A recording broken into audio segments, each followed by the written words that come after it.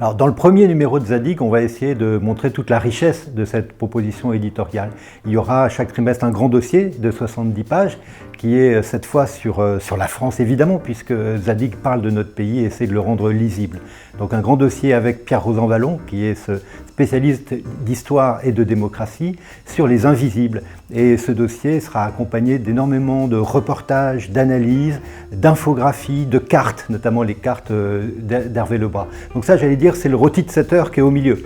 On commencera chaque fois Zadig par une belle chronique de Leila Slimani et on terminera avec une autre chroniqueuse formidable qui est Marie Desplechin. D'abord, il faut dire quand même que Zadig s'ouvrira par une carte, et une carte des lieux où nous sommes allés. Une carte de France, mais une carte de toutes les France, y compris l'outre-mer. On sera aussi à La Réunion, on sera aussi à Mayotte ou à la Martinique. Ensuite, Zadig s'ouvrira toujours par un très grand entretien d'une vingtaine de pages que nous avons consacré cette fois-ci pour commencer à Mona Ouzouf, cette historienne qui nous raconte à la fois son enfance bretonne, la Révolution française et en quoi les troubles qui agitent la France depuis l'automne résonnent avec l'idée révolutionnaire. Et puis, au fil des pages qu'on tournera, eh bien, on trouvera des surprises. Les surprises, c'est d'abord une très grande immersion avec un équipage de Guilvinec en Bretagne, des marins-pêcheurs. Donc là aussi, on est vraiment sur le terrain. On a voulu ne pas rester derrière les écrans, comme on a trop tendance à le faire aujourd'hui, mais aller voir, aller sur place.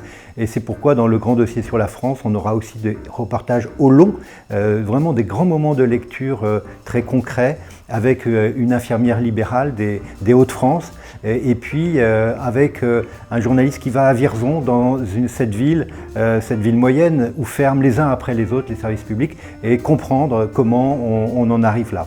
On aura même un fait divers, à chaque fois un grand fait divers, raconté par un écrivain, par un reporter. Cette fois, on sera en Haute-Saône, avec des papy dealers, donc c'est assez étonnant, et on a peu lu ça ailleurs. C'est aussi l'ambition de Zadig, c'est de proposer une offre éditoriale qu'on n'a pas lue et relue dans d'autres publications. Évidemment, pour faire bonne mesure, les écrivains seront présents dans Zadig très régulièrement, et on commence là avec des visions de la France, de leur France, par Christian Bobin qui nous raconte le Creusot, ou par Maëlys de Kerangal qui raconte pourquoi dans son enfance elle avait les joues fraîches quand elle vivait au Havre avec ses grandes rues complètement vantées par l'air de l'océan. Et puis, il y aura une nouvelle assez étonnante, assez intrigante de Marie Darrieussecq qu'elle a écrite pour nous et qui sera aussi une des grandes surprises de ce numéro. Nous avons voulu aussi, puisqu'on raconte la France dans Zadig, confier à un historien, Patrick Boucheron, la relecture d'un grand livre sur la France, et en l'occurrence, c'est L'identité de la France de Fernand Braudel. Et puis, le trait ne sera évidemment pas absent dans Zadig. C'est une revue très illustrée avec beaucoup de visuels, de photos, de dessins.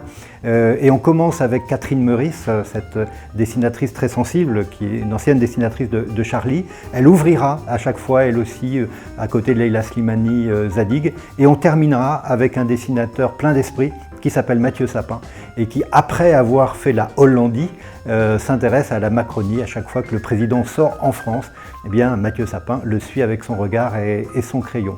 Et puis des illustrateurs comme Nicolas Vial, comme Serge Bloch seront présents dès le premier numéro de Zadig.